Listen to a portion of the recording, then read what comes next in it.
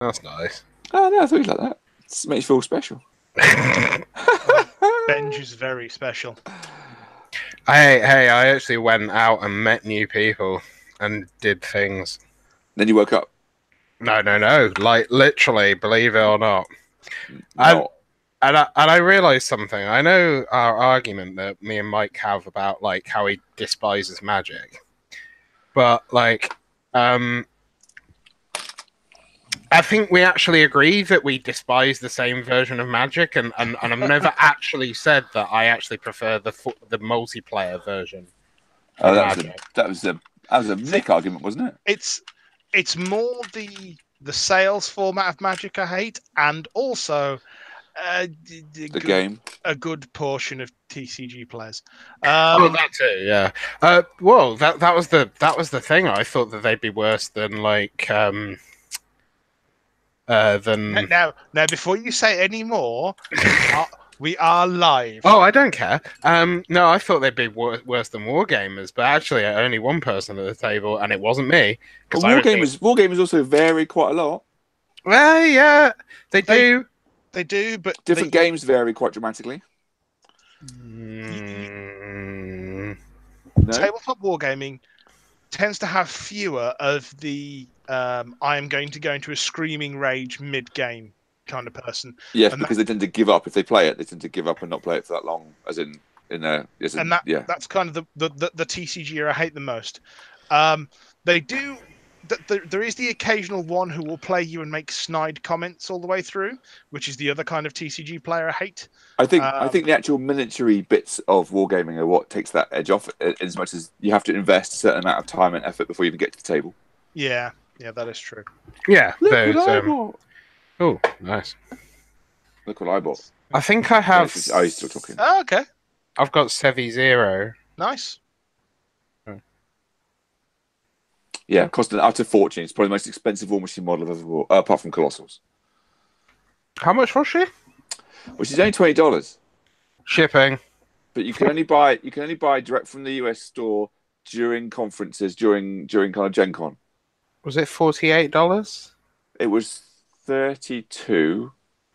And then because when you work out the pounds to dollars, at the moment the pound is so bad, like right now, just yesterday, whenever it came into the country 3 days ago, it now is more than £15, which I got stung for the import.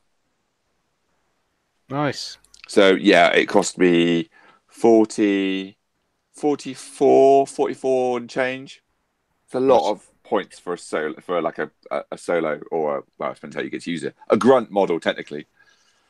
I was £4 off my I guess there. No, you were Pretty very happy good. with That was very close. Yes, but I'm very happy with it because she's just totally different and unusual and weird. You just get a friend to go to Gen Con instead, and they ninja it. Yeah, I Bet- did debate that, but I thought I'll order it. Let's just check it. Well, I thought it through, and I wasn't going to do it, and then I drunk ordered it as I was going to sleep really late one night when I was on holiday. Well, and then, That's the reality. Yeah, that's the reality. I had the friend that I had ninja and stuff actually won Gen Con, so there we go. Oh yes. Oh, you Ben, had wasn't it. Oh yeah, I saw the yeah. Yeah, Ben. I didn't realize you had a ninja. Yeah, well, If I'd known you had a ninja, then I might have actually I might have just done that. But I think it was just kind of like I can't be asked with the going online and talking. I've done it before. I got Jar really really early, but I think he might have picked it up for himself. So I don't know if it was limited one per person or not. I think because it's Crucible Guard, I was like, no, I want that.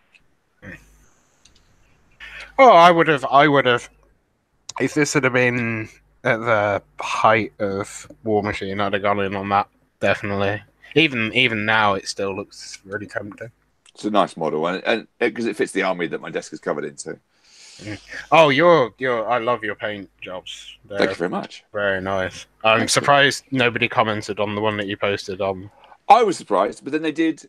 Everywhere else I posted it, I've had tons of comments. So the Crucible Guard group didn't really comment, but when I posted it in response to somebody said about colours, they were doing their gold, and I was like, gold and purple, and I posted the same pic again. I got tons of comments. So nice. people are just people, aren't they? Who knows?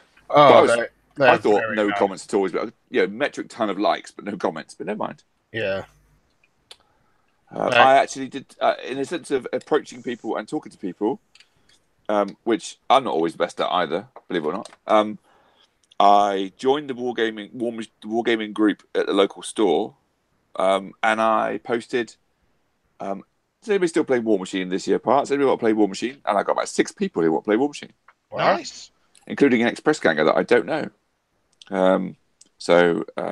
Yeah, I might actually get some new games and meet some new people. Or I might meet some people that I don't know online. Therefore, I might have met them in person, perhaps. But Look at this podcast adventuring outside its I know. comfort zone. Jesus Christ. Well, I kind of feel I don't. My days of when I'm having the kids might change. I'm like, you know what? What happens in Yeovil these days? Because I can still get there fairly easily. It's not a million miles to drive home again afterwards. I must admit, I do like what's his face and his mate carrying all the guns. The render of that looks pretty nice. Yeah, it does look really good. It does look really, really good. Yeah, he looks really smart. You saw my proxy for I'll put it in the box now. You saw my proxy for Lucas, didn't you? Mm-hmm. Yeah. Siege, but I haven't painted any more than that. I'm done with that now. It's painted enough to be a decent proxy and have paint on it. It'll do. This is was that comment by Liam earlier? Did someone actually play Crucible Guard then before it was released? Generally, Not a clue. But I was going to say, going back to the comments we had. Have they got any that aren't? Was that a Crucible Guard comment? I thought that was a No idea. So we also had games you like but don't play often. Don't play brackets often or at all. Rules and games mechanics you do or don't like. What happened to High Command? I can tell you that one. Well, and that's following on somebody else's podcast. That came up in Line of Sight. Line of Sight had a discussion about that. Who the fuck are they? They're quite good. I quite like their podcast. No, but who are they? Who are they? Jaden won one of the Lock and Load events. He's one of the 3 main core podcasters, and he was the one who came up with the Grim and 3 battle engines with the Sea King. You seen that list around? No. So Grim, Sea King, Hooch Hauler, 2 War Wagons, minimum Pig, Ambusher, Snowmen guys. What else is in it? Stone. Already sounds horrendous. It won the Lock and Load, not the really big one. I can't remember what the competition were called now. Champions? Which way round is it? The last qualifier to enter the big one. What's that called? It won the last qualifier thing you could enter before the big one, and then he folded on the big one because he was so tired and he couldn't play. But he still won that competition with it. So. See, now there's a thing going around where I've seen 2 posts that say that Signar is shite now. Is this just a meme, or is this like... So we've already started that conversation. It seems to be a thing. Okay. Personally, I think it's a meme, but there we go. Okay. People are playing Haley 2 almost not at all. That, I think, seems to be part of it. Haley 3 is dish of the day. Yeah, that was happening. Just everywhere. And is she still good? I had the displeasure of playing against Haley 3 at the Midlands Open. That was, Did you get to play, or was it just smoke? Oh, I got to play, but that's because I was playing McBain, and McBain goes, "Okay, you have smoke. That's nice." I wonder if part of it is about the hate. I wonder if part of it is that kind of counter, if people are knocked off because people are just so anti-Signar and have been for a long time now. Well, those reached a head. People are tired of it. I mean, as in people are not playing it or feeling that it's not feeling that they don't want to play the faction because of it, and therefore that's put the faction in decline. Does he win tournaments? Not for a while. Yeah. But again, I think that's because the lack of people playing it a great deal, not that it's crap. I'm 50-50 on whether it won the Midlands Open. Can't remember now. Who won that? Who won the bigger one? Wasn't Ryan, was it? Was it Ryan? Was Ryan playing Signar, isn't he? No, he's playing Cricks. He's got Cricks. Okay, I can't remember. I don't know. He chatted me for saying that. The last time I saw Signar win, wasn't it the Blood and Oil last year? Didn't Signar win that? Or no, did can't remember. We're about finger on the pulse, aren't we? All of No, us. I don't even know what's the thing. What's the tournament anymore? What's the big draw? What is the highlight of the year? Well, the Welsh is always The Welsh is, and I'm definitely up for that next year. still the highlight. I don't. Who won that this year? It's the last one next year. What? I've heard that before. We've all heard that before. Is Martin too old now? Martin has quit the Welsh at least 4 times. So for reference, Midlands Open, which is the last one I played in, third was Jim Gradwell with Cadre, second was Jake Wilstrup with Signar, and first was Golly with Signar. Okay. Oh, well, there we go. Total shit, then nobody's playing it, I agree. Oh, hang on. Welsh Masters, third, Thomas Scoffier with Circle, second, Golly with Signar, and is it first. Steamroller 2018 reference comments? There's a lot of talk around the new SR and that's changed dramatically and that has hurt some armies. Are there comments around that? Nah, it's not changed dramatically. It's refined. And actually, there are some scenarios now where if you are not moving forwards, you are done. Yeah. But they're not in the same way that you would find like a couple of years ago where Denny would come forward feet and say, okay, you're definitely not moving forwards. I win. Yeah. It's because you've kind of got like there's a zone here and a zone here and an objective here and 3 flags across the middle of the board. And you're there going, okay, I need to contest this, and this. How? Good luck. Yeah. With some of the armies that are out there, it is very difficult to do. McBain can just about do it. I'm keen to get some more games and play some games, and I did get some more Crucible Guard painted, but I'm getting there. Well, should we start and then go through some of these questions? Yes. Okay. Your voice sounds weird, by the way, Mike. It's like he had us talking. Yeah, I am using a slightly different microphone. Oh, okay. See, if you look at the picture, you can see I'm wearing this natty headset. Let's have a look at the picture. Oh yeah, that does look like you're gaming in 2005. Harsh. Sorry. Harsh. It's a HyperX Cloud 2. What? Harsh. It's very comfortable, and that's all I'm going to say. Right. Something Cadre. Something. That's not the intro, Benj. I know, but I thought we're just hurrying it along. It's fine. Hello and welcome to Elite Cadre, the Awards and War Machine podcast. So Alex is back next week, so I don't have to do this anymore after this time. Oh, are you just doing it as a favour? No, it seems to be a required element of the podcast. People listen to us just to hear somebody interrupt Mike. That's my understanding. Kurt, you are signed on until at least episode 100, so don't worry. Is that the end then?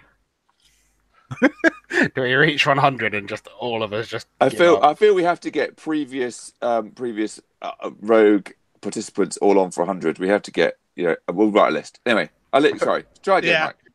No, I'm not going to go again. That's it. We're done with the intro. I thought you were going to say various Rhodes scholars as well. No, I'm going to go with I'm Mike. Oh, I'm Kurt. I'm Benj. There we go. We've got something that's a semblance of an intro at least, so hooray! We can move on from there. You lucky people. Yes, exactly. So this week we put out a quick question on Twitter and Facebook and God knows what else to ask roughly what you wanted us to talk about. And obviously you wanted to hear Kurt swirling water. How do you know? Oh, wait, Alex isn't here. I can't even blame Alex for my noises. No, you can't. Alex, come back, because I can blame you for the scratchiness and painting. Anyway, moving on. Hello. The idea of Benj doing modelling stuff is just... I haven't got a knife. I didn't even try. Did you notice that? I haven't got a knife. I can't fucking start.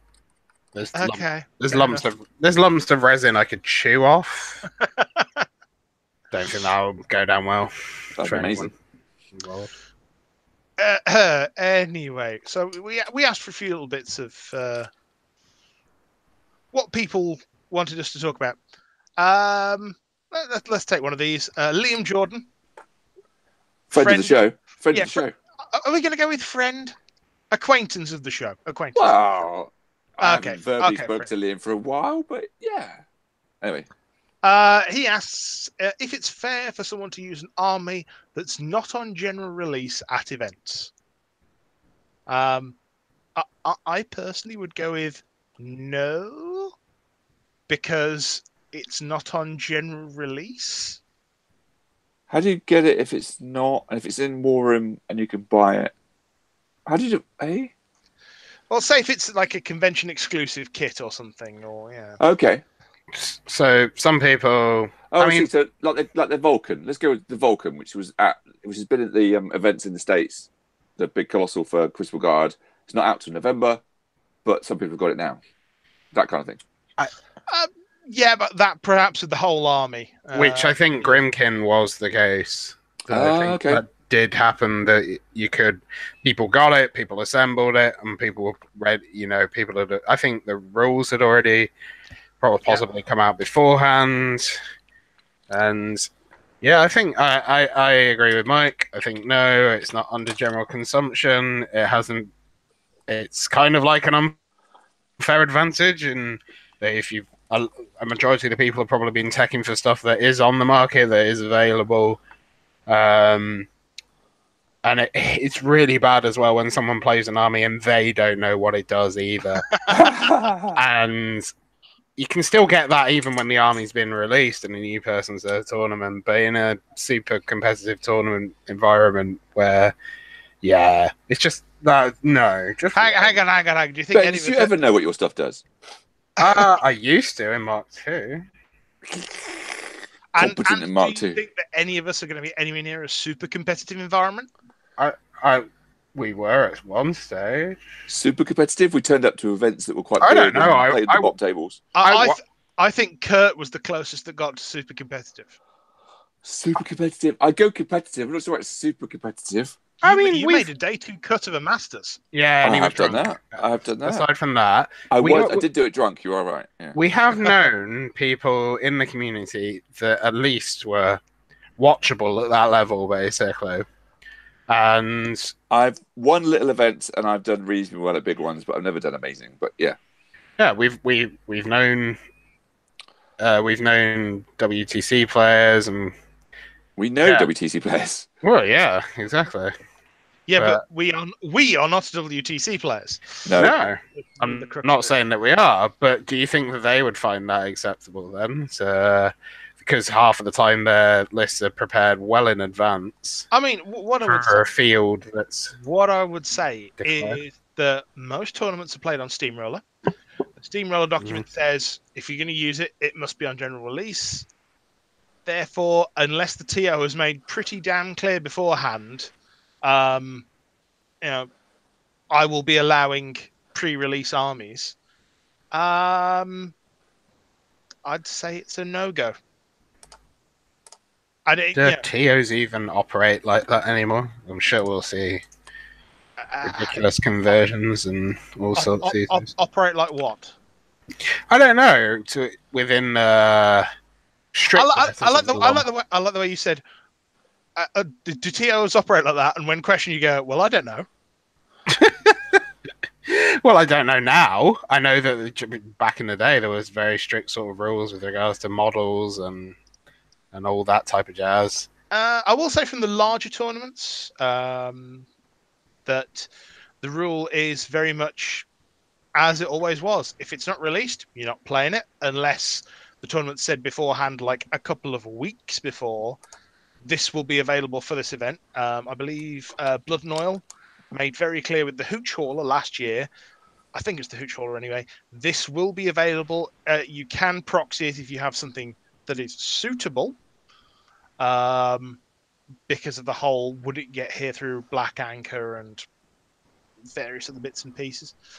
But by and large, if something's not released, it doesn't get played, and you don't use any form of proxies at all, unless the tournament said beforehand it's allowable.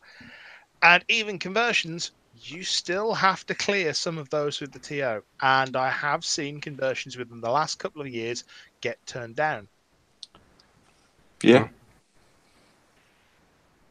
So that's just the point of view from behind the desk, as it were. I think if it's gone on release, even though it's early days and hard to get, perhaps I think it depends on where that line is, doesn't it? I think if it's the whole army's out, because I think the Crucible Guard release has been very different to the Grimkin last year. You're right, Grimkin came out, you could get it at Gen Con, you could get it to start off with, and yet it was quite limited who could get it and how.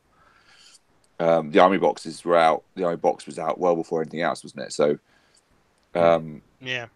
But whereas Crucible Guard came out in that kind of release, and while there's a few models that are harder to get because they that came out early on at Lock and Load and potentially Gen Con, the army box was available worldwide everywhere. So I think it's slightly different, isn't it? Possibly. It hasn't been to the same degree, which is what I mean. Yeah. Not sure that's what Liam was referring to anyway. Well, yeah, quite. Okay, so are we kind of through on that topic? Yeah. Okay, fair enough.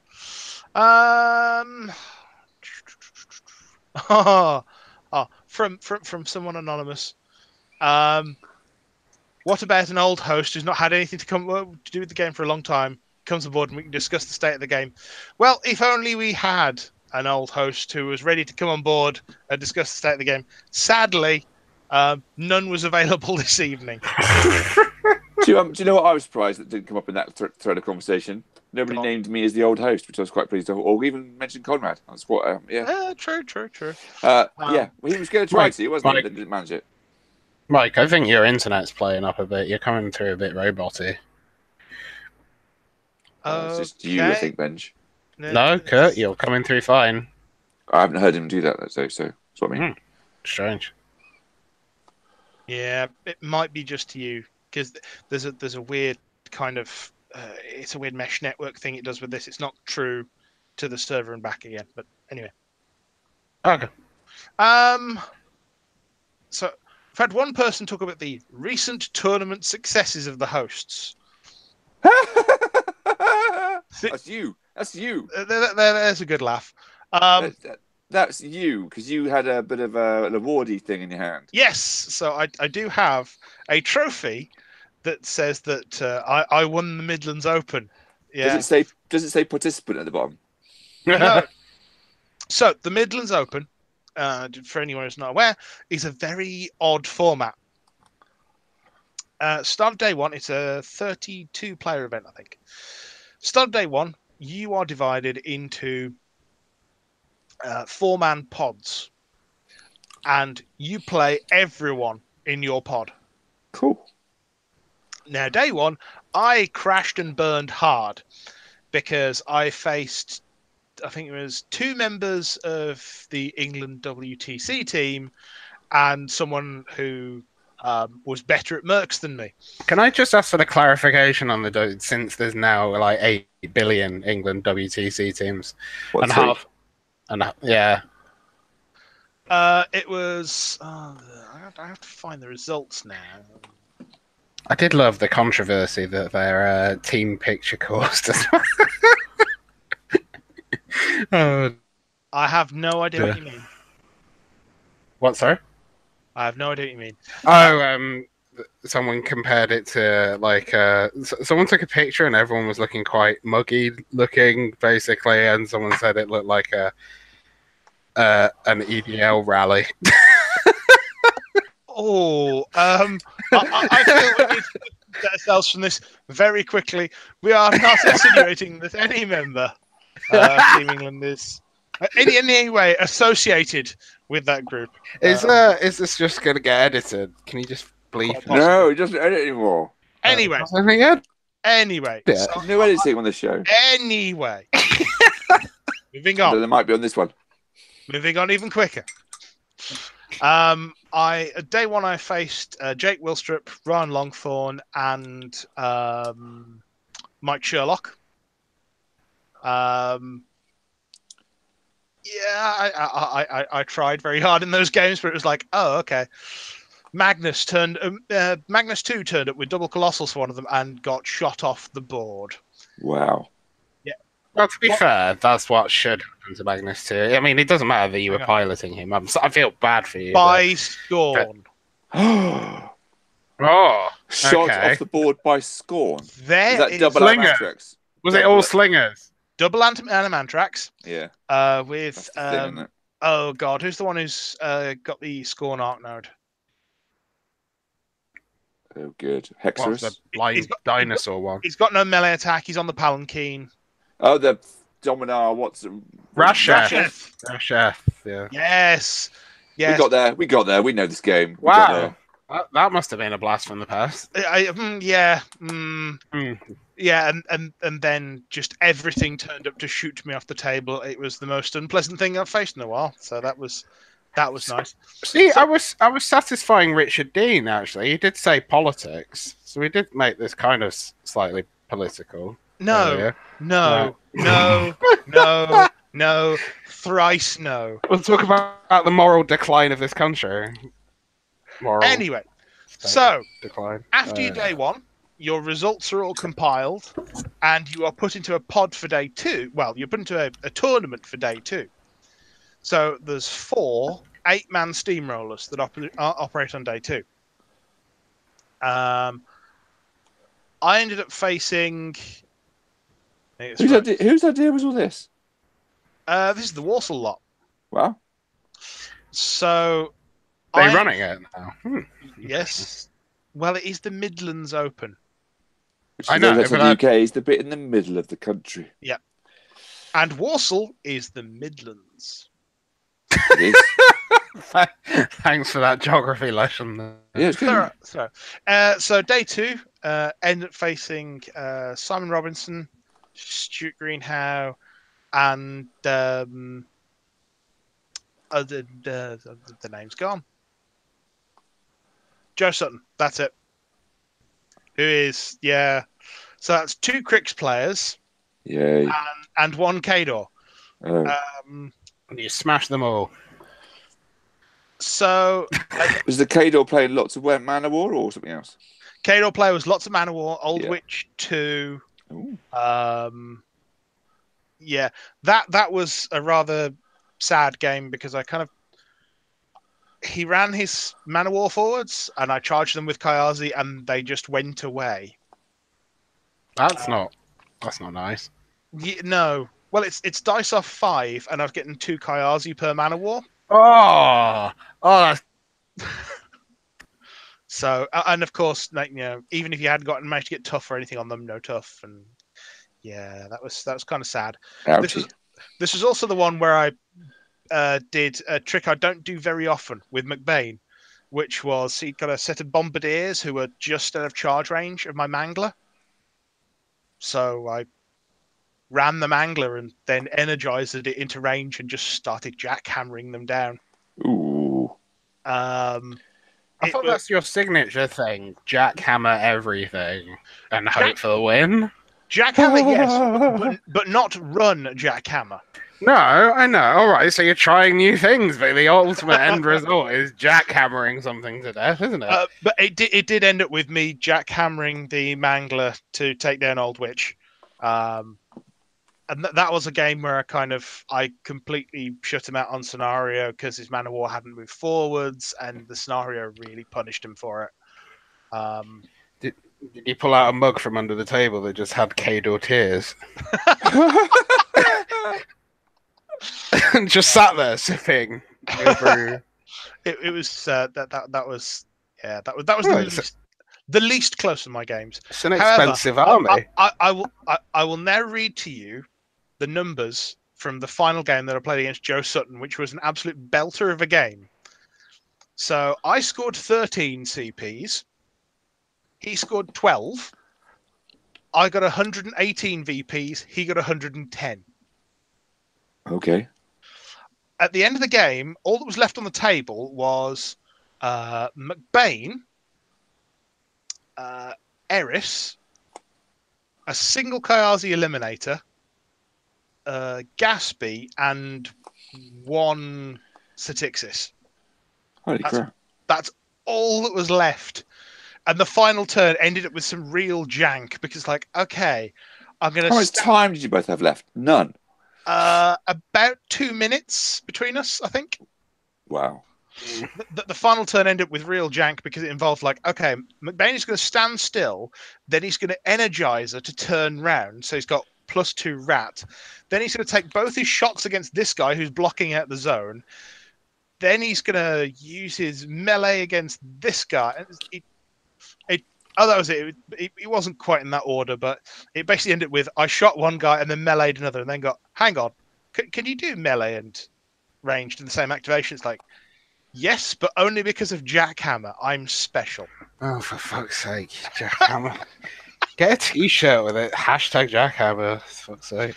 It's come on. It's an amazing spell.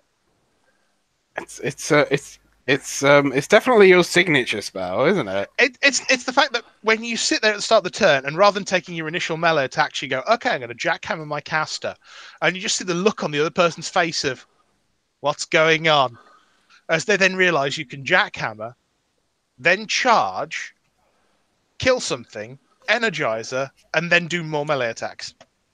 Yeah, it's not. It's like why have that thing where you can either shoot or melee? Why not do both? You know, Yeah. why not? Just why not like start your attacking now and then charge? Yeah, it's fucking fine. Oh no, it's great. Is that why Locke is so popular with Convergence? I'm just going to go look her up because didn't she have Jackhammer as well for similar purposes? God, you'll have a load of dildo bots running up the table. That was my thinking. Oh, great. What, you don't play Conversions, though? No, but I've got Locke because she's Yeah, I know, but it's not the same. Your jacks don't look like... No, exactly. That's why I'm saying it's not. Although they are purple. She does have Jackhammer. I was right, and she can Engine of Destruction herself, and they pick up her stats as well. That's horrible. Yeah, so you're seeing it online in quite a lot of lists, seeing her in a lot of Convergence lists. No, I'm using her for Crucible Guard, obviously, but she's cropping up in Convergence. Yeah. The best question that I saw, by the way, at our podcast was, can Stoke the Fires make a colossal countercharge? And I just love, still, in 2018, people are trying to out-of-activation move a fucking colossal. It doesn't happen. It can't happen. I know. Happen. I know, but still, we are how many years post Colossals and Gargantuans, and still. I'm just looking at Locke now and realizing that means Mat 9 Warjacks. Yep. With Jackhammer. No. Yep. No, well, you the one who you unleashed it. It's just like she sort of does it better. Yeah. You're gonna have to buy Crucible Guard now. Well, no, it's Convergence where she really shines doing it. Yeah. Oh yeah. What I will say is that I will be buying some Crucible Guard because I do want at least a pair of Toros. I think they're going to sell a lot of those. And I do want some Rocketmen. Because with Ashlyn, those things are going to be an utter nightmare. They are. Rocketman! Mainly because of the singing, yes. Yeah. There they you are. can literally deafen your opponents. Death stupidly high. Well, let's swap. There we go. Def 16 against ranged and magic. Well, +2 with if you have the UA and they have their mini, it has that up as well, so it's even higher. Defensive action. Yep. Also speed 9. Yep. With carbines and dodge and swift hunter. It's just. I was just thinking. You know, Mike, how you complained about like the lack of models for Mercs over the last couple of years and stuff like that, and how it's a bit Christmassy right now. Yeah, well, it's still only a couple of models. I mean, looking at some of the stuff that's out now, I think that's actually a fucking blessing because I look at some of the factions and it's so far behind on purchases, like to keep up with the current sort of meta for half those factions. I'm thinking you're fucking lucky. Like you just pull all this dank shit out of the box that's been collecting dust and it's perfectly playable. And there's do you realize the rest of us like having to buy fucking resin kits that are imported and I don't think I have changed my. No, in fact, I haven't. I haven't changed my McBain list since Irregulars came out. That's just stayed in the case, Oh, and everything else has changed around it. you're just lazy then. And in fact, the McBain list has changed like 3 models since the start of Mark III. Wow. Yeah, I am a terrible human being. So yeah, so what It's are you very easy complaining to- about? It's very easy to get into that pattern. Now I got like that with trolls as well. It's very easy to get into that, and that's part of that's why I like that. Why I'm drawn to Crystal Guard because of the faction that I wanted even before we had them. Yeah. Because they seem to be a logical conclusion that didn't seem to ever happen until now, off of the back of escalation. But Sorry, we've got a Byron Lars comment here. Best jackhammer for me was Madrak, walk into melee, jackhammer, then range attack and ricochet around a forest. That's disgusting. Yes, that is filth. Well done. Which so Madrak has jackhammer? I get confused there. He must have. Wow, I didn't know that. Don't tell me these things. I'm just trying to not play trolls. I don't know which version. No. Oh, maybe it's 3. I don't know. Is Byron still watching on his large television? I did say it was a mistake. It is a mistake.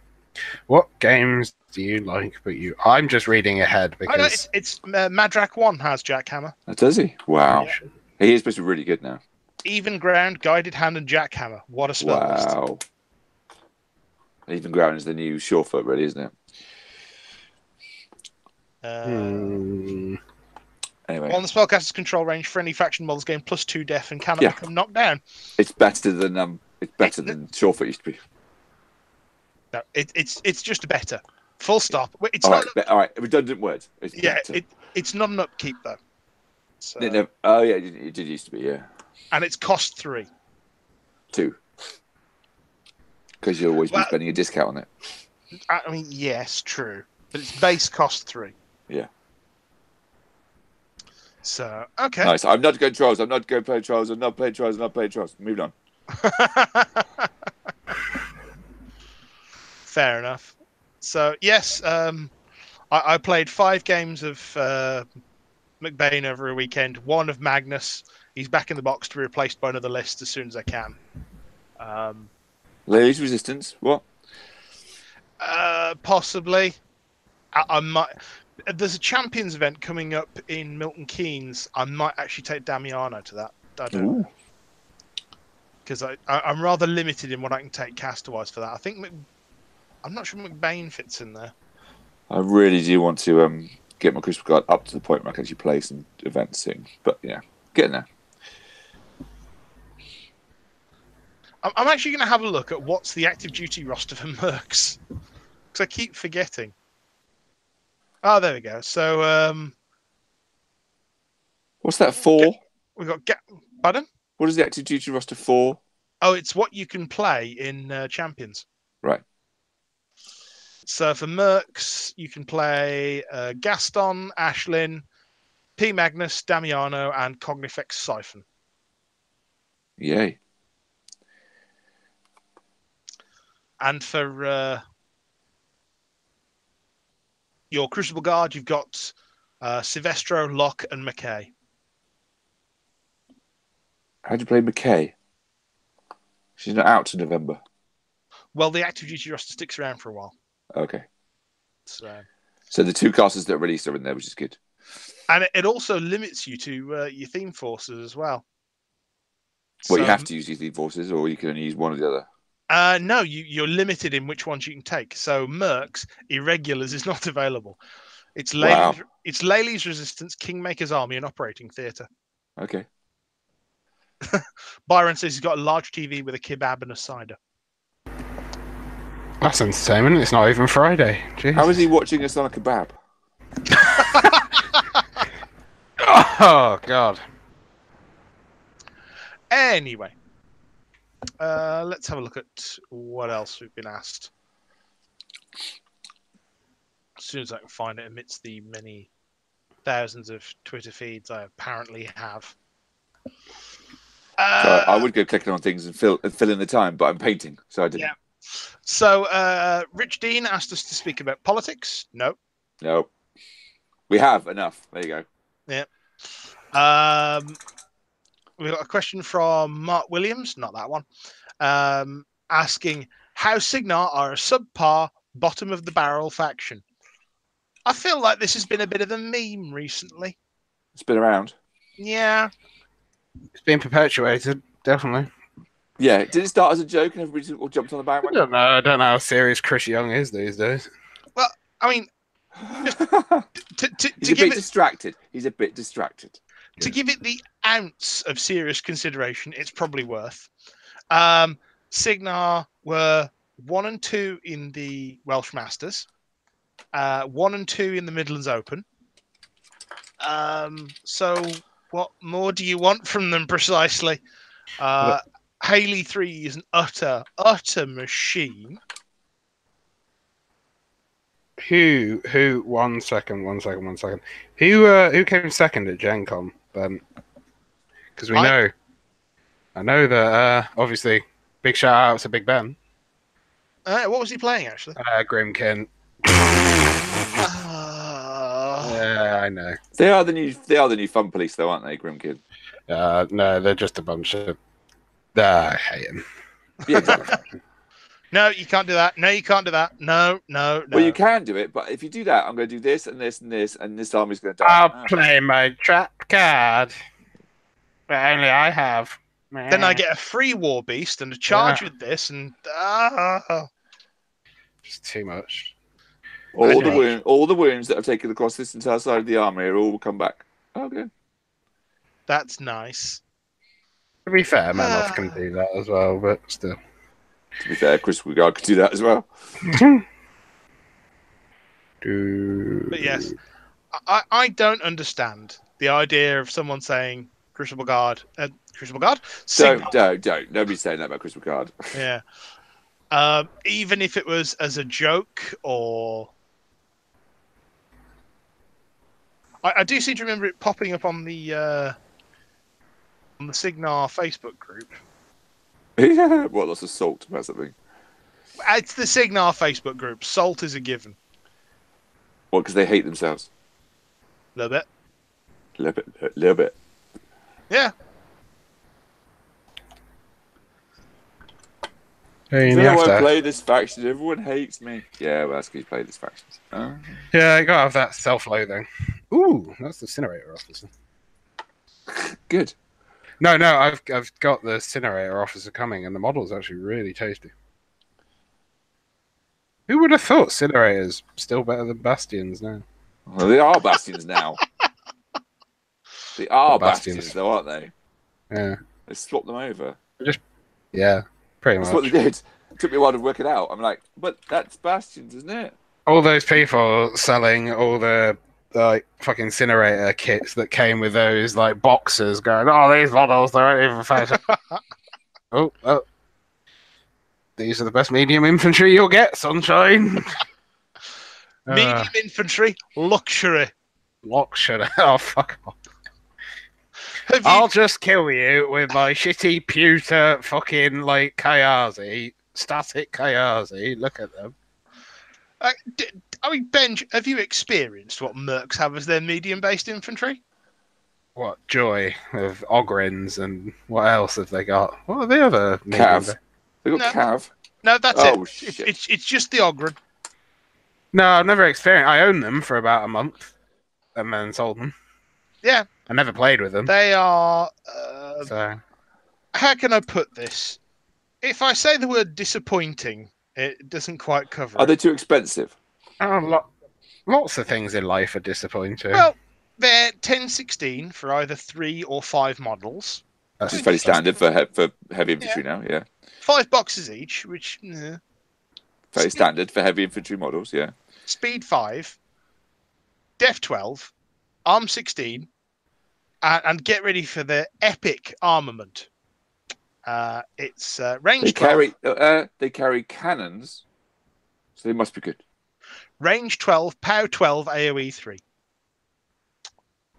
But they do also have a melee weapon, which is range 1, POW 12. But they've also got CMA and CRA. Okay. So if you want to use a 16-point unit to get a 1 POW 17 shot before they're brutally murdered in the face by literally anything in the game, feel free. They do also have assault. Like you. Oh, not like assault. Yeah, well, I mean, who needs them when you've got plenty of other viable options? When you've got Kayazi. Yeah, exactly. Just take literally any other good unit in Mercs. You got a bunch of waiters with tiny butter knives. That's what they look like, Kayazi assassins in the old fucking models. What do you mean the old models? They're the only models. Exactly! You don't have to buy a new army every year. You just get the same old shit out of them. No one has to buy a new army every year. And they are single piece models as well. They are absolutely wonderful. If you want to keep, you do. Maybe, I don't know. You need to buy expensive add-ons. Yeah, I seem to keep buying armies, but that's because I just change games and then go back. I want to buy this army. I appear to be dropping money. It's modeling's your primary hobby, so at the moment it is again, yeah. Exactly. Apart from cycling, maybe, which doesn't always cost money. It does every so often, but.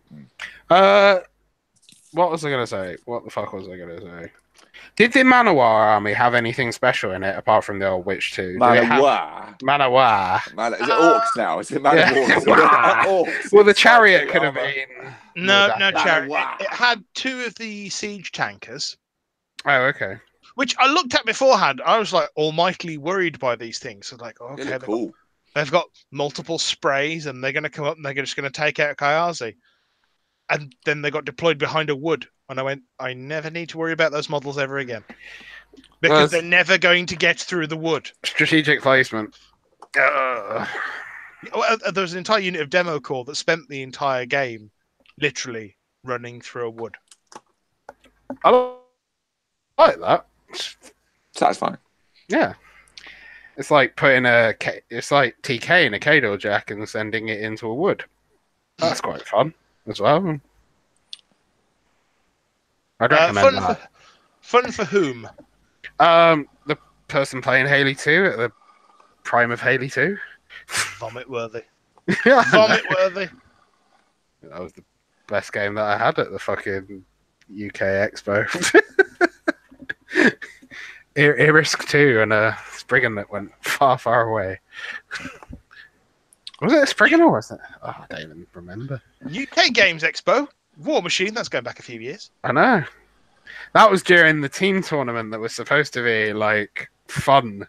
Games Expo team tournament? Yeah, there was someone put on a team tournament because, like...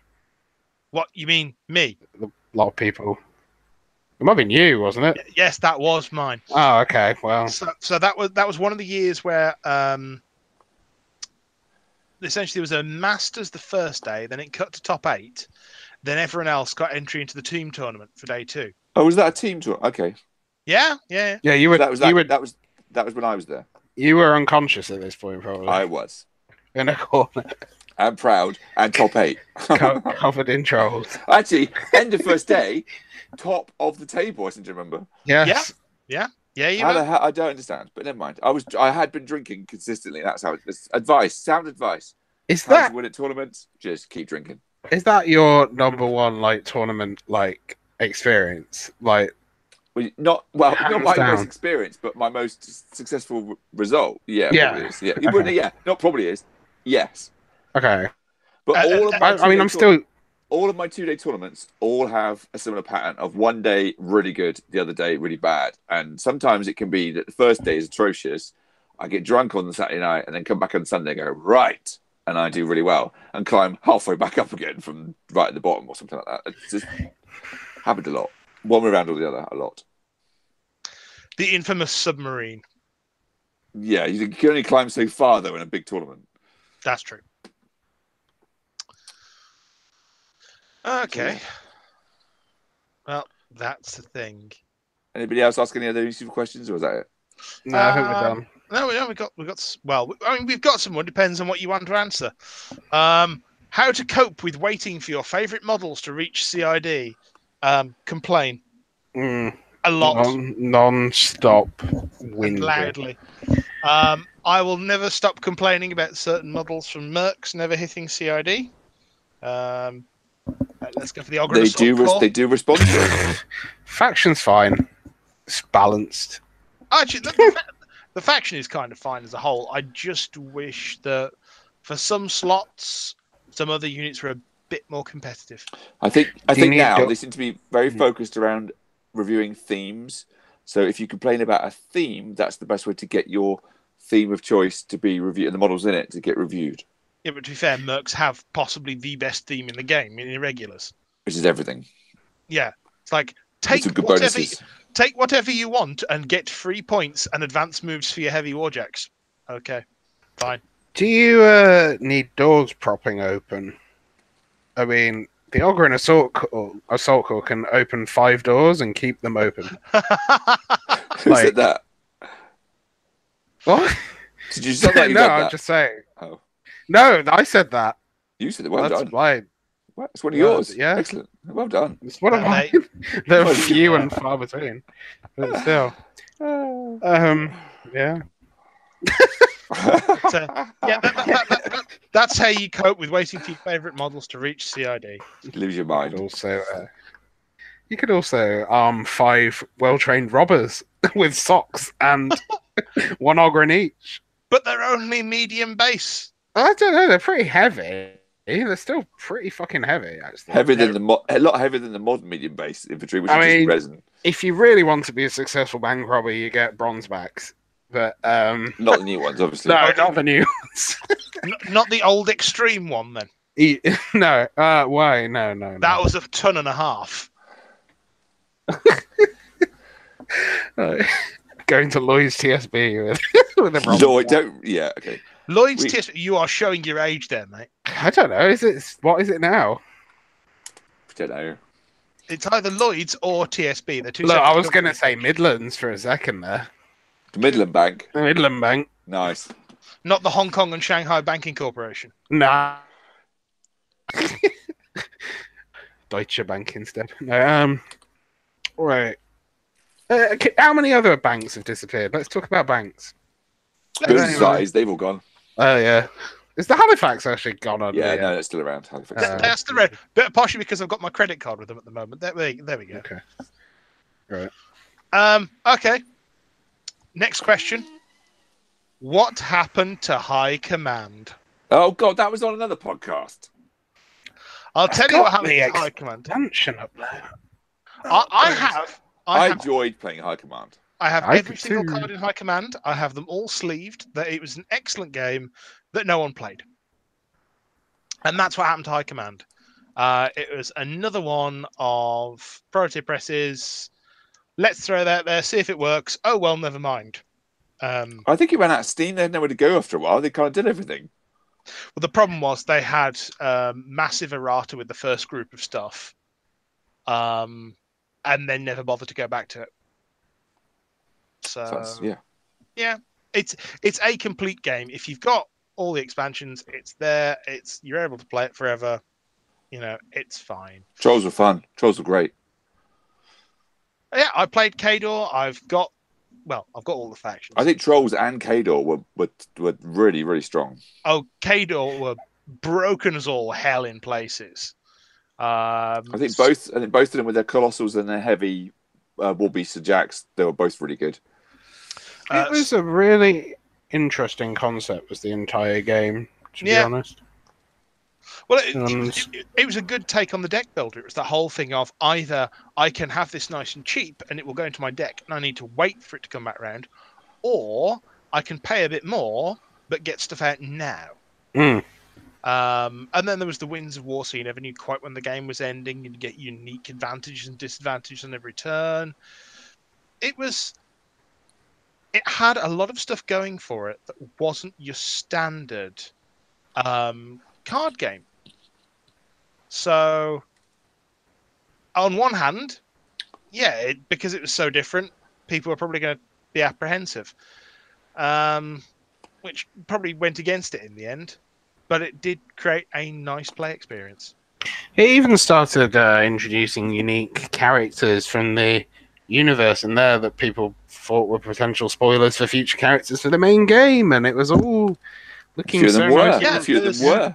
A few of them were. There's another, was it female resistance warcaster in there for a start who never went anywhere. There was a Ret character, Arcanist, that didn't go anywhere either. And wasn't there a Jack for the Crucible Guard as well?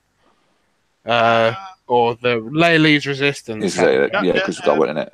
Toro were in there. Yeah, that's the oldest Jack in the whole game, isn't it? Yeah. But there wasn't there a Laylee's specific Jack that was... Duelist. Oh, was it Duelist? Yeah, so Duelist was a Vanguard, which was had got knives from a Dervish. Which I don't know if it would have a place in Mercs. I honestly don't. Because we're still waiting for a cheap range jack to make Kane 3 work. But, you know. They did try one last time to get people interested in it with that rapid engagement, didn't they? The Cadre and Circle thing. Oh, yeah. Yeah. Yeah. No, I think they did all they could for that game, but it was pretty much a non-starter. It came off the back of a load of deck builders and living card games, and just it came into a crowded marketplace at the wrong time. So about 18 months earlier, it probably would have worked. I think I own most of it. Did you get the second expansion, Faith and Fortune? Yeah, I think so, because I wanted the Laylee stuff, and because obviously I'm all about Lael. Yeah, I played a lot of it. I played a lot of it, enjoyed it. Played it at SmogCon, played it all over the place. But there was some like exclusive cards for conventions, alternate art ones as well, weren't there? I have most of those. Yeah, I have those as well. Largely because there were large piles left over after SmogCon. It's always sad, that, isn't it? When actually, speaking of SmogCon, or rather not, BonesCon. BonesCon has announced dates for 2019. Oh wow! So it's also announced a location. BonesCon 2019 will be February the 8th to the 10th at the Mandalay Hotel, Guildford. Oh wait! Holy shit! Let's go back. Yeah, they're going back to where SmogCon 3 was held. Yeah. Yeah. I don't think I went there. The first hotel. If anyone, well, yeah. If anyone's trying to remember where that is, it's the one where there was a very large room underground, where all the gameplay was, and I believe the initial models for Guild Ball were released. Were previewed upstairs by Russ Charles. It was also the one where there was. I'm trying to remember the names of the games now. Drop Fleet Commander, Bashir. Oh, it was the really mixed one, wasn't it? Yeah, they had to open up more rooms for Malifaux and it had the second hotel. Yeah, which is the Brothers of Blue, wasn't it? Yeah. It had an RPG table section as well that was near the shop that was well manned by RPG games, actually. So, BonesCon 2019. Not being a fan of the Hilton in general in NEC, that sounds good. Yeah, the Hilton NEC is not difficult to work with. I will say that we have, having talked with other conventions about the NEC Hilton, the problems that BonesCon and SmogCon had there are not unique to them. So yes, back at the Mandalay Hotel, Guildford, February 8th to 10th, 2019. So cool.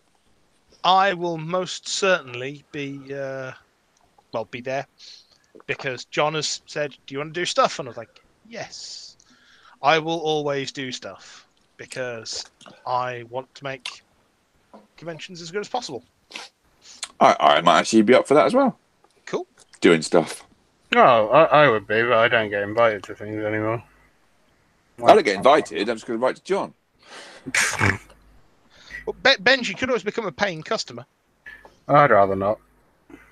Because how can I put this?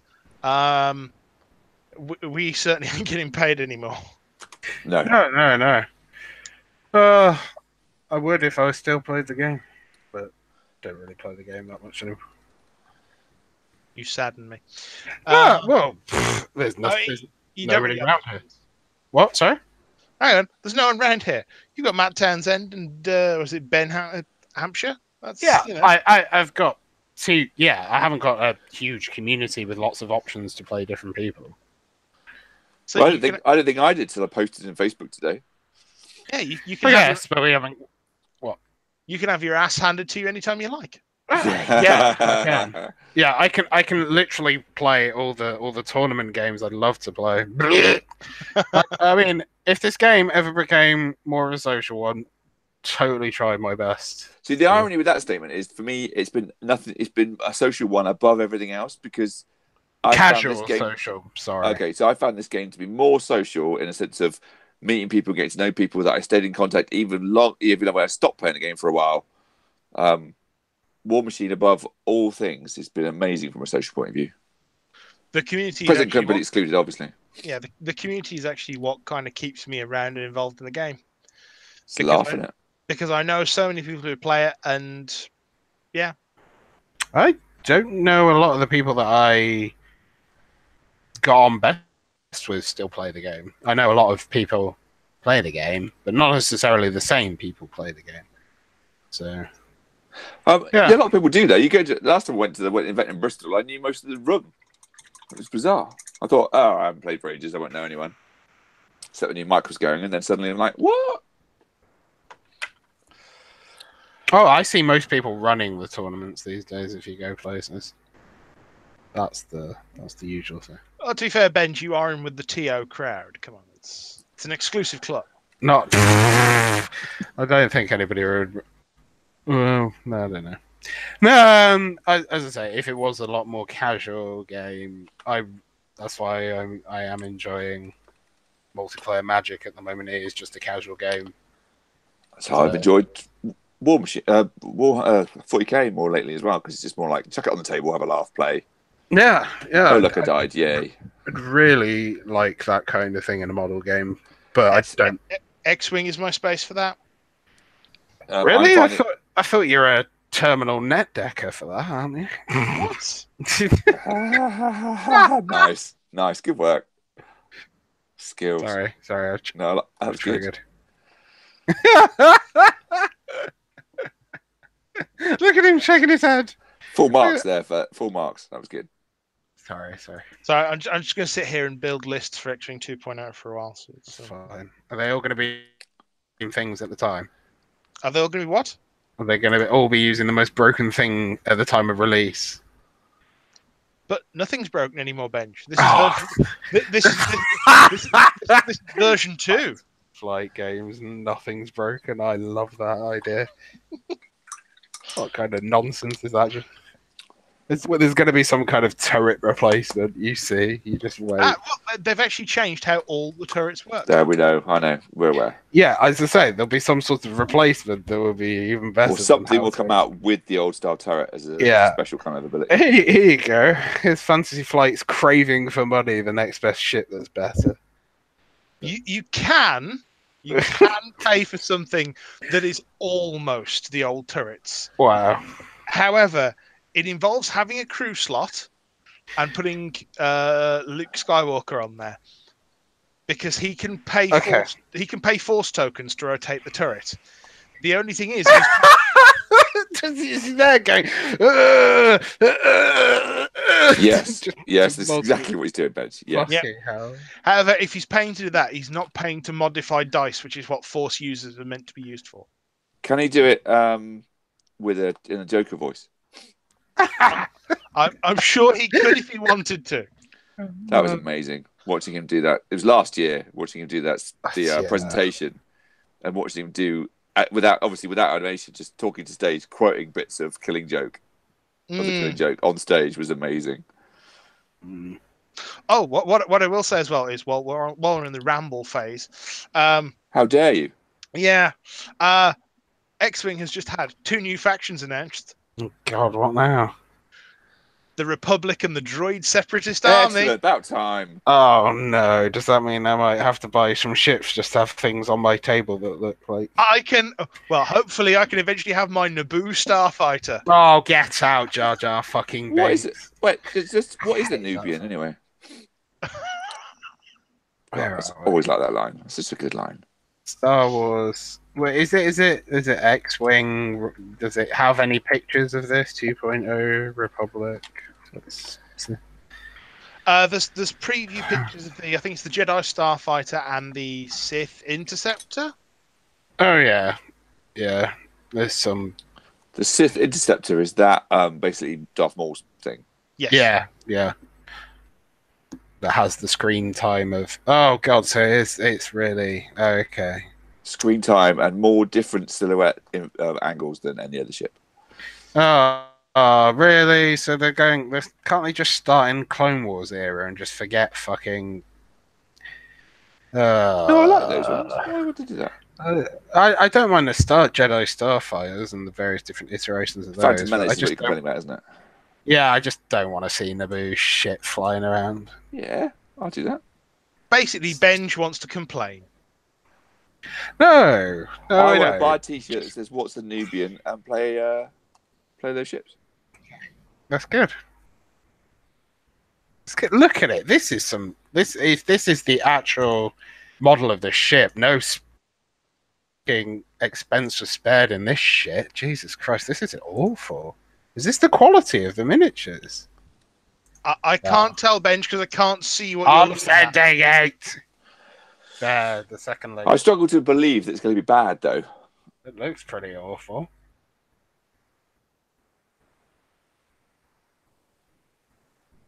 No. Good answer. Because the Naboo Starfighter hasn't even been vaguely previewed. Also, that's the wrong packaging for 2.0. Oh, shot down by the packaging. Yeah, there's 2 models been previewed, and that is not one of them. Welcome to Elite Cadre. We talk think- about pictures that you can't see, and nor can I. I think Because I'm painting and can't click the link. Yeah, That's fine. I think you can tell, Benj, that page might be a joke by the fact that the last line says, "Remember, these leaks are totally real," and the fact that one of them is labelled General Jar Jar. I know. Don't you want that though, as a homage to your hero? No, I want to buy it to set fire to it on the lawn. Yeah, that's more like it. To be fair, I hadn't scrolled down the rest of nothing wrong. The Jar Jar is literally the fucking whole reason that fucking Emperor Palpatine exists. Good counter troll there. He got you back there. Giant. He got you well back there. George Lucas you just walked straight into that bench. I don't care. I'm done. Fucking. Do you know what's funny? I nearly joined you in that rant. I went, no, wait a minute. Mike said that. Well, I don't know, because there are people out there and they seriously think like Jar Jar Binks is like a really good character. And they're those people that were brought up with the prequel movies and like Jar Jar did nothing wrong. It's like, what are you fucking the fucking imbecile? It's the fact he won't stop that makes it brilliant. I just Actually, Benj, which What? side of the fence do you sit on Rogue One then? Is it tedious, predictable, boring, or is it the most amazing thing ever? No, I'm actually. Did you have to join a camp? I'm like in the middle. It was. Oh, okay, I didn't know really there was a good. middle. I didn't know there was a middle. That was really good, and I didn't feel strongly one way or the other. I just enjoyed what was in front of me. Is that your age, that you're sat right in the middle of the age that defines the difference, perhaps? To be fair, I enjoyed Solo, so maybe I'm not. I did. No, I did too. I did. Solo was great. But don't tell anyone. Well, now we're complaining about it. Now we've lost it. Yeah, we've lost all our listeners now. They've all gone because we've gone. I really enjoyed Solo, and I tried to sell it to someone at work, and they saw it, and they said it was a bit pants. I enjoyed it. Yeah, I really loved it. I really loved. Well, you see, anyone who didn't go and see it, we can now blame for, and there are spoilers coming up here, so be warned, listeners. If you don't want to know, then just turn your ears off for the next 20 seconds or so. Han Solo was the pilot that was in. Sorry, what? Anyone who didn't go and see it didn't get to see the return of Darth Maul. Spoilers. No, I don't feel But he sorry. died. But he died in Phantom Menace. I don't understand. Oh no! Oh, I hate those people. Did you see the amount of articles that came out?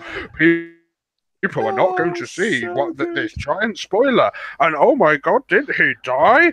And didn't we just like forget that all the lore that happened in between the fucking movies? Oh, assholes. Assholes, he got spider legs, for fuck's sake. So, Which welcome were to Elite amazing. Cadre, where we troll Benj for 2 hours. Oh, just come on, people. If you say you're a fan, you like that, my fucking mate that's got a giant fucking Lego Millennium Falcon. And there I was sitting Rebels the night, watching Rebels the night after a piss up, and I was slightly hungover. And he came in and goes, "What's this shit? It's fucking Star Wars. It's what you're supposed to like, you bellend. You've got a fucking £200 Millennium Falcon there. Hang on, You don't know what this is, and you don't fucking care." Welcome to Rants with Benj. Hang on, Benj. Let's not define people by, how much of the entire canon they've seen. If someone has seen like episodes 4, 5, and 6 and enjoys them, they get to be a Star Wars fan. If someone has only seen The Phantom Menace and really, really likes that film, they still get to call themselves a Star Wars fan. They're 4 years old. That's fine. I'm going to go sit in my pod and have the helmet taken off really slowly, and then just you're gonna go and sit in your pod and listen to like high-speed whooshing noises and go, "Now this is pod racing." That's good. No. I do like this pod race. It's very good. The thing is, right, I remember hearing that there was going to be a re-edit of the pod race for the Blu-ray. It was going to be longer, and I just went, "Oh, it's going to be tedious." The thing is, having watched it afterwards, it doesn't feel longer because it doesn't. It's actually quite good. It is good. The only reshoot I'd see of that I'd want to see of that is where his pod racer crashed the pot and it's just a giant NASCAR-like explosion. And that's the end of the movie. Have you ever watched the Phantom Edit? No, I'm sure I probably need it's poor quality, but it's interesting and it's very good. Okay. Well, it's essentially VHS quality. It is. Which I think we can quite legitimately say in 2018 is poor. So, for reference, for people who are unaware of what the Phantom Edit is, because apparently we're now a Star Wars podcast. We've always been a Star Wars podcast. That's true. The Phantom Edit is a re-edit of the Phantom Menace to make it, I think it's 7 minutes shorter. At least, but even more, perhaps. No, it's only about 7 minutes, but change the tone of the film. It does make it more serious, a little more adult, and it's a very good interpretation of the film. Rumored to have been the work of Kevin Smith, though denied. Yes, no, they found the real guy behind it. Oh, they have now. Okay. Yeah, I forget who it was. It is a professional film editor. I believe Kevin Smith said he wished he'd done it. Yeah. I recently added to my series collection of Star Wars troopers that I'm slowly amassing. We've got a Commander Rex. I'm quite happy about that. Sorry, we're saying that we're not a Star Wars podcast. We literally are a Star Wars enthusiast. Yeah, masquerading as a war machine. I am actually painting a war machine model right now. No, you're not. I am. It's lies. They won't see it on radio. They can't see it on radio. It's fine. Well, you'll see it if you go, I was intending to paint it quickly enough to enter it into Lost Hemisphere, Paint the Target. So if you want to see it, it'll be on there. Madness. Is Lost Hemisphere still going? The blog is. Oh, Jesus Christ. That's quite recent. Yeah. Daily. Yeah, nearly. Oh. Yeah, they post about new models very regularly. God, they look... There's content. There is. It's real. That's effort, that is. Yep. For reference, Phantom Edit was done by Mike J. Nichols. Oh. an American film editor from Illinois. He's done more stuff since. I think I'd heard of him at the time. I know that name now. He also did Attack of the Phantom, which is a re-edit of episode 2. I haven't seen that.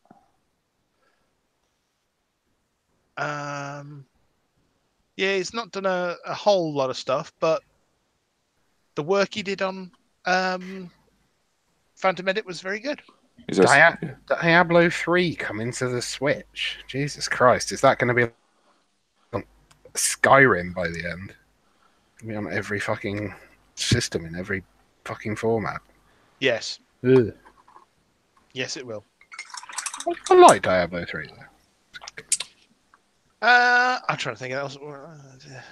We did actually have more questions. Yeah. Okay. Good. Lies. We didn't. We had an entire thread of a person lying, saying that he'd be coming on and talking about the state of the game as it is now. Games you like but don't play often or at all.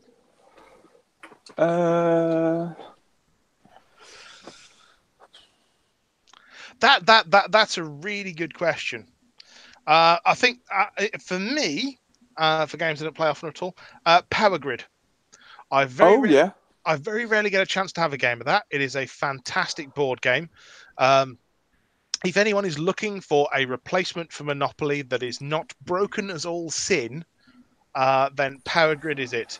I mean, it is an intensely German board game. German game, yeah. I've played it once. Never played it against since, and it's really annoying. It's annoying that you haven't played it again since, or the game's annoying? That we haven't played it again since, because I fucking loved the concept of Power Grid, and there was and the guy had bought the other editions and all sorts of stuff. Actually, so it's basically, is this going to be board games that we only ever play once and then never play again? Because there's plenty of those. Well, there are games there are war games that I used to play that don't play anymore that I used to love. I mean, I could throw Chronopia into that, which is really old and obscure, but nice. I've still got a Chronopia army, a devout Chronopia army in the loft, painted. I used to love Space Hulk. I still do love Space Hulk. I never play it. That's probably the most current thing that I really like and don't play. I have an unassembled and unpainted copy of Space Hulk under my bed. Yeah. So I'm looking forward to Adeptus Titanicus, because I used to love the old game. That was the first, 40k related game. I bought Blood Bowl, the original first red box Blood Bowl. Don't ask me how many years ago that was. It was a lot. Many. Just stick with many. Many, because I started to work it out now. I don't like the answer. Then I got into Epic and Adeptus Titanicus at college. That was my first kind of 40k experience, and I loved that game. I used to play it a lot. I'm intrigued by the new one. It's a lot of money. I've seen the cost of Adeptus Titanicus, like just the box, and then maybe like a couple of Titans, and you just sit there going, so that's about £250. Are you sure? Yes, but this is the Crucible Guard Army box is 190 nearly pounds, and that's not a 70-point army to put on the table. 75-point army. It's a starting point. It's everything you'd want to have, but I'm still buying more. Yeah. I recently played a board game called The Grim Forest, and I really enjoyed that. Or just Grim Forest, I think is cool. But I love worker placement games, and I very rarely get to sort of play those. So, favourite is Lords of Waterdeep. Oh, a very good board game. Yeah. And with the expansion, fucking marvelous board game. Really love all the expansions. Well, all the two different types. The thing is, I've played that game a hell of a lot on my iPad. I don't actually feel it needs an expansion.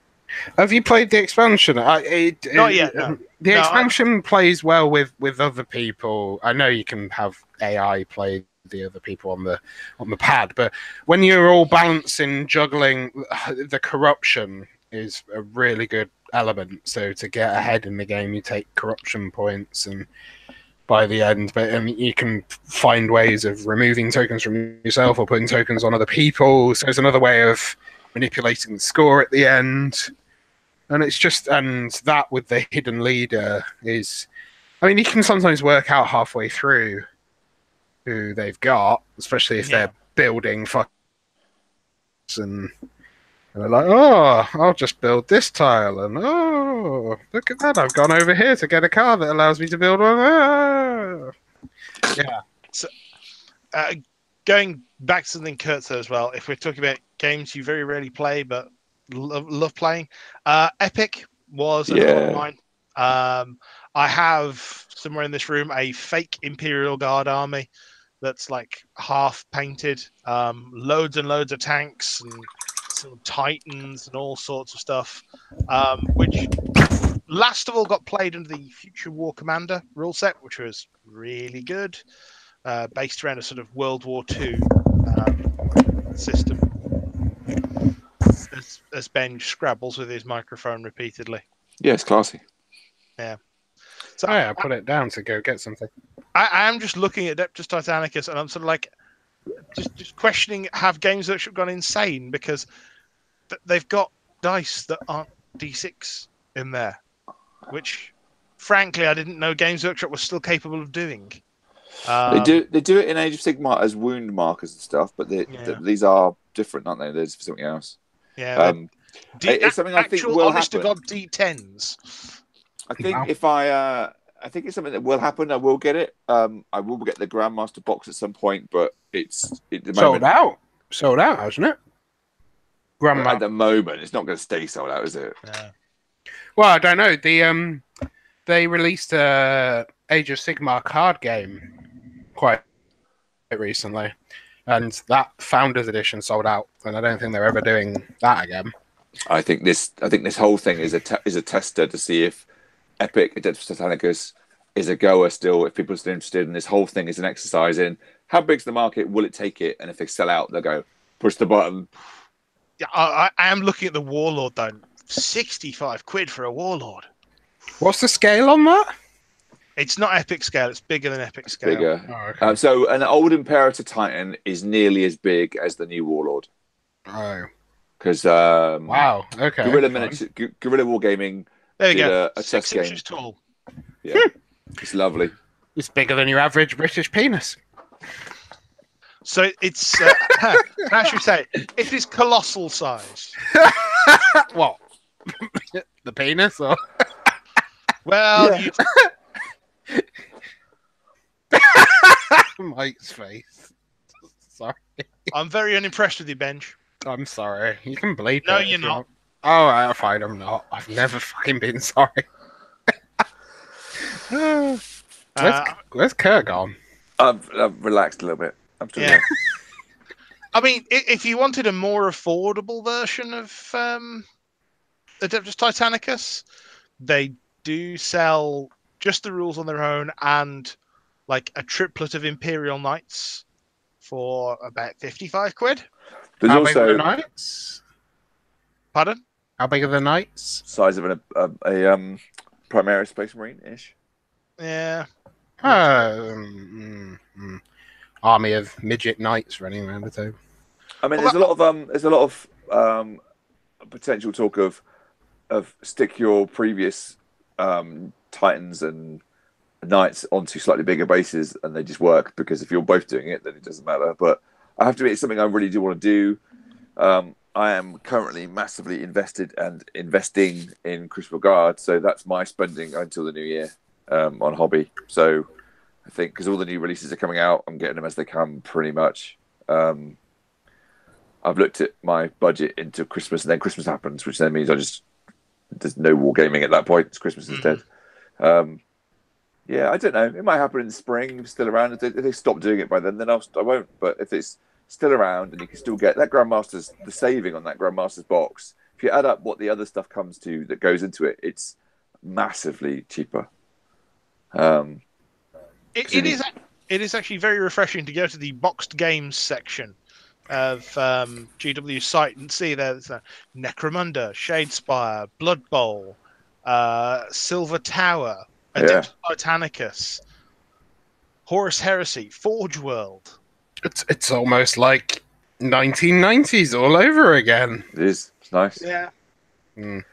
And there's a new 40k box set coming as well. What? There's a new. Already? It's not a starter set. It's a new. It's G Steel Occult and Space Wolves. So Space Wolves have got some Primaris bits and pieces. They're all new Space Wolf captain and a Redemptor Dreadnought with them, and all new G Steeler hybrid models, aberrants, new aberrants, and an aberrant HQ model, which is coming out with the new codex. Space Wolf Codex is coming, and then G Steel Occult. So that's another thing I want to do. G Steel Occult army. Is there anything you don't want to pile money into? I don't want to pile money into Space Wolves ever. Why? Ever. So They're I didn't Space like Wolves. Space Wolves. I didn't like Space Wolves before I read Prospero Burns. There's nothing wrong with being the Emperor's enforcers. Yeah, I'm a Thousand Suns fan. I don't like them. I I, know didn't like you them are, before I knew that. I didn't know them, but yeah, I never have. I've never liked Space Wolves ever. Oh well. I mean, your Primarch was a bit of a knob, wasn't it? Whose? What? I mean, theirs or mine? well, both of them, to be honest. Yeah, I that's mean, fair, Magnus is like, I'll just like it pierce through the fucking veil and warn Daddy. Oh no, this is a really bad idea. True, it was a bad idea. Sure, this isn't going to have any repercussions. Oh look, it's a load of puppies. Ah, fuck. That's the rendition. That's those two books combined. That's a really good short version of that story. Well, both books are the same story, really, aren't they? But yeah, I love. Really do. Araman was a knob as well.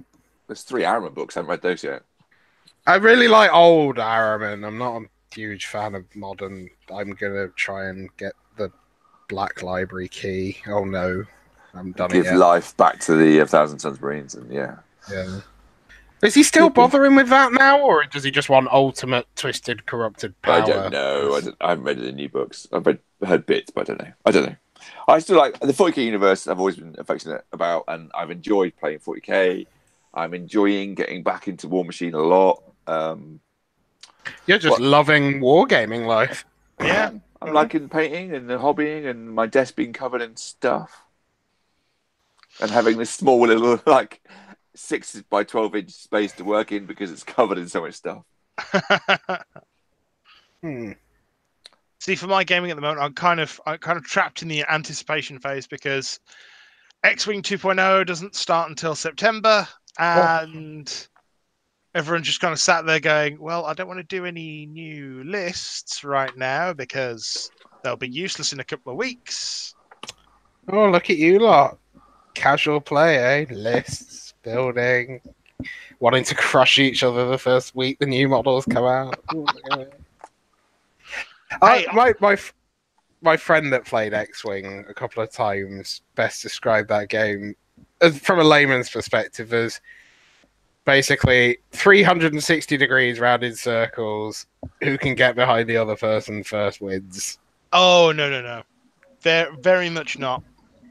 Certainly not at the moment. That was the starter box. The starter box. Yeah. The starter box didn't grab them.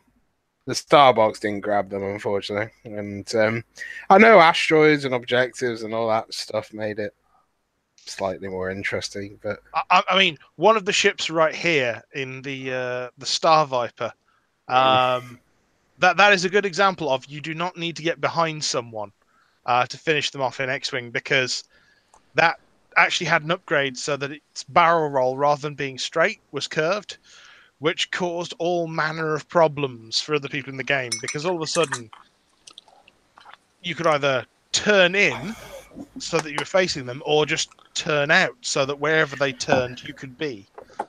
It was... To be honest, it reached a point when, I mean, I know this is maybe a bit of a broken record, but when my friends researched the best ship, found Corran Horn, and then basically killed everybody's fun of this new game in one evening.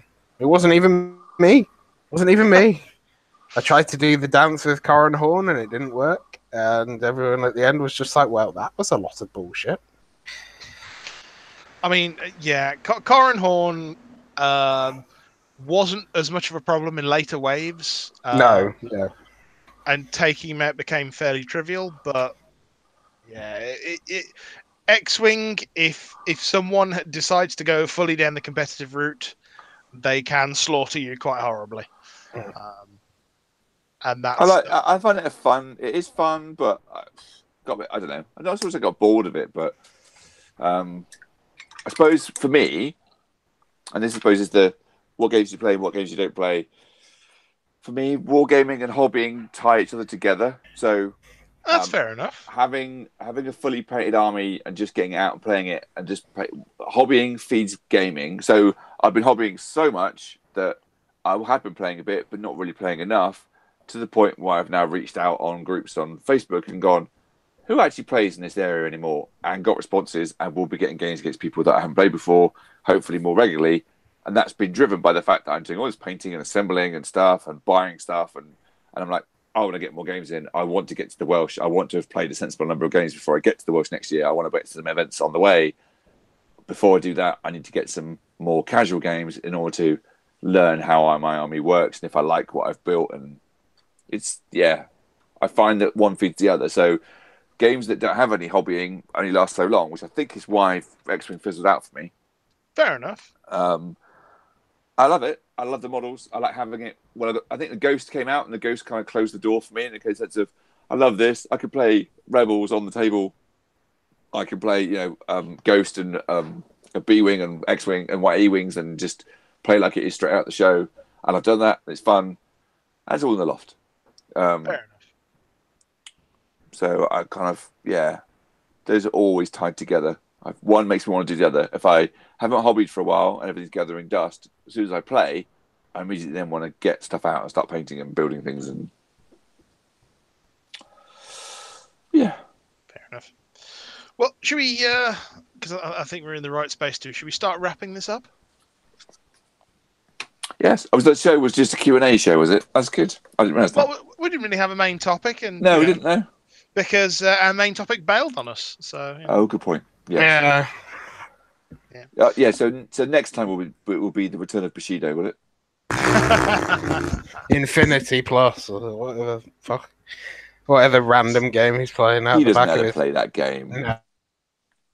So Kurt, do you want to sign us out on this one? Oh we're God! We're not doing any other business, or we've done it already. Really, I think we kind of done it. Yeah, we've kind of done any other business. So you've been listening to Elite Cadre, the Hordes, War Machine, and other wargaming and Star Wars and film sometimes podcast that doesn't take itself too seriously. I've been Kurt. I've been Mike. I've been Benj.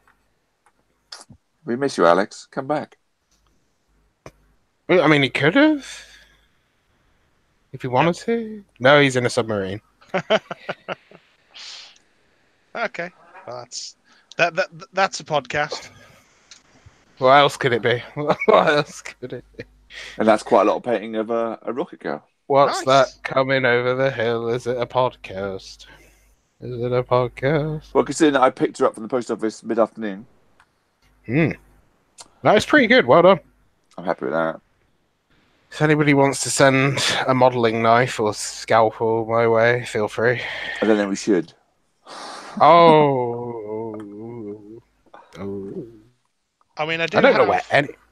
I do have this one, which was Privateer Press branded. It's quite dull at this point. No, I need it razor sharp. Oh, there is and the giant bent as well. Well, that's no. And there's a giant chunk on Hemira's back chassis, which I'm not. I was looking at all the bits, going, barely any flash here. Good mold, good, and then just looked at the torso and wept. Just like it just looks like a big square nugget of plastic still bonded to it. If I had any skill, I'd make an extra little node on her or something. There's enough plastic there to do it, but nice. So I was surprised you didn't talk more. I suppose you did talk about the Midlands Open, didn't you, to an extent? Yeah. None of us have been. I don't do battle reports, so no, we're not going to do that. I'm not advocating we start doing battle reports. I mean, because all it would have been would be run Jack forward, Jack hammer, run. No, that's not true, Benj. That was really only one game. Dude, every time you've done a semi-like game, it's been, and I did jackhammer him to death. Oh. It's like, great. Yep, it's amazing. I love it. I love it because it's kind of like reminds me of when Butcher 3 was fun and playable, and I'm sure he's still playable now. It's just I haven't seen Butcher 3 in ages. I think I'm glad of that mm, as a Mercs player because he is horrible to play against. mm, But then again, the Cadre. I would like to do Cadre again, but I'd have to buy a lot into that. And... Did you sell up your stuff or? No, never sold it, but I'm just was missing bits going into then the new stuff, then missing more and more. The one that I think I've got the most capabilities to keep up with is Retribution and Men Off. Signar, too many releases gone by. I thought they're a bit like that with Trolls, to be honest. And as much as I don't own the Bears, I don't own I own the Fire Eaters, but there's quite a lot of Trolls that I don't own, which is fine. I want to do that, but instead I just buy a whole new army. I don't know how good the Temple is for Men Off either. Whether that's I was always proxy it. My advice would be proxy it and try it. Yeah. I don't know actually what it does. I know it brings back models and that or Soul Collection or something. I know it does both those things and it does something else as well. Let's have a look. But here's my I've made some proxy railless. Wait, that was falling off. Oh, okay. So here's my here are my proxy railless. If I get them off the clips. Oops. I've actually got 2 organs, so I could proxy one as the. Yeah, you could do it.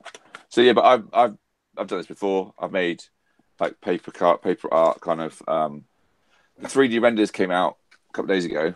Yeah. And so I printed them out reasonably well. Oh. And I've made them sort of 3D. And I'll stick that on. I'll stick it on an old CD, and suddenly you can put it on the table, and it's the real model, but it's not, and it works. You know. I must admit, I'm a stickler for the models. I can't ever imagine. I love just looking at painted, completed models, and I get the. Oh yeah, totally. But to get it on the table to try it, I mean, look, here's an old one. Here's my Glacier King from absolutely ages ago. I remember. So I've done this a lot because it's a good way of get it on the table and try it, and then a cobweb all over my hand. And then see how it actually behaves because it's quite. So Benj, the Shrine of the Lawgiver is interesting. So you've got a range 14, power 14 weapon. Yep. Bearing in mind this deploys 8 inches beyond your deployment zone. Okay. So range 14, power 14, with reload 1. Which has rear attack, so doesn't care what arc you're in. Okay. If you box a model when you hit it, then you basically get to crevasse from them. Oh, how rude! And that's also a power 14 magical damage roll. So that's nice. It can collect up to 3 soul tokens. So those can be used to. You can choose one for any faction model in this model's command range to gain Ghostly for a turn. Oh. Boost attack or damage. And then Vault of the Faithful, which is remove up to 3 soul tokens, and then put up to 3 small and medium base models back. Can they activate during? No. Well, they can activate, but they must forfeit their combat action. Oh, I thought it was forward movement. Actually, I had it wrong around in my head. Yeah. True Sight. It begins the game with 3 soul tokens. Oh. Yeah. And that's for a number of points which is not on the card. Oh, I see, because it's covered up by the bottom right-hand corner of the card, right? And it's got 28 boxes at armor 20. And it's 14 points. That's not terrible. I mean, it actually sounds nice. Doesn't sound like it. I mean, I don't know if there's any examples of it in game yet. Oh, that's another thing as well. I must admit, War Machine does not translate well to watching on a stream. It depends. It depends. I know. Right, so 40k is easier to watch and makes more sense and is lighter. So Arcane Assist, if you want guys who do it quite well, Arcane Assist, record it. What they play back is not quite double speed, and they do commentary of the guys who played the game, do commentary on their own game. And that works. That works the best for War Machine, in my opinion. Wargamer Girl does it all right, but it's not. She does something similar, but it's not as good. I mean, she's good, but it's not that good. Arcane Assist, I would say, are the best. Yeah, there's I've watched Arcane Assist before, and yeah, they're not bad. They're not. I'm not trying to say they're amazing, but they're all right. Yeah, the production quality is. I mean, Wargamer Girl is all about production quality rather than like strategic quality of the game, basically. Arcane Assist are quite competitive as well with it. I mean, they've done several of their contributors have done pretty well in tournaments. Yeah, I can see the speed up. Yeah, it's all right. Depends what you're after. no, I don't know what I'm after. Again, I just wish War Machine was more casual. Yeah. Wish I know what you mean. I kind of got over casual. it. I felt the same way, and somehow I've kind of got over it. I just don't think I can. I think that's the thing. I think there's a big the psychological barrier there. You can make the casual thing is up to you. People will always be competitive, so and so's. The casual bit is kind of up to you. The interaction, it's the interaction. This is why I'm playing Magic at the moment. There's 4 people in a game, and I don't have to interact with just like, for instance, there was a person that was causing trouble actually in this game that we were playing, which was my first night there. Basically, I was staying out of any of the like politics, but there was a person there that wanted to do one specific thing. It got ruined by one of their players, and they were just like, I don't care about the game anymore, and it just made the table really intense for a short while. But that was it. I was sharing the game with 4 other people. It's why I'm not competitive that much in board games either. No. I play collaborative board games for that yeah reason. I quite like collaborative stuff. Wargaming is a person-on-person interaction, and if I don't know that person well enough, I don't think I can do that really in that environment anymore. Even though I will say it is the reason I do a lot of RPG stuff now. So, because you get that whole thing of being in the same game as other people, but it's very much collaborative in that you've got the players who are trying to figure out what the thrust of the campaign is at the same time as you're kind of going, okay, I don't necessarily know all the facts of where this is going to go, but let's see where it goes from your point of view. In the end, I mean, it's why I guess those games that I play that are online against people and they are competitive, they don't see the other person. We're both trying to. There's only one out. I know everybody in most games, everybody's trying to win, but there's different ways of winning. Basically, there's, as you say, as a group, as a collective effort, as as politics and all that sort of stuff. But in War Machine, it's just there is that one outcome. You're both trying, and both people, and it depends how desperate that person is to win, and there's a social contract there. Yeah. And it's really difficult for me. To me, that's the benefit of playing it, though. I think that's a positive thing, because I don't want to go and do things you just described, lack the social contract, and therefore the sort of interest wanes because the people that you're playing with are hard work without a social contract. So it's ironic. I'm not saying you're wrong, because you're entitled to your opinion. And we're finding things. We both find different things difficult. We talked about it before. Yeah. I find the social contract of things like War Machine and 40k make that easier. It's one of the reasons I find it really hard to play something like Vassal. Yeah, I can't do Vassal very well unless it's somebody I know. Whole thing of the board game, but at the same point, it's like I can't see what my opponent's doing. I can't talk to them very well. Like I've only ever found Vassal to work when Skyping or chatting at the same time. Yeah. With somebody that I already know. So I did it with Liam a few times, I think. Yeah. Well, didn't you once play on like the Steam Forged stream as well, back in the day? Oh, a long time ago, yeah. Yeah, a very long time ago. When I was part of Steam Forged, a very long time ago. Yeah.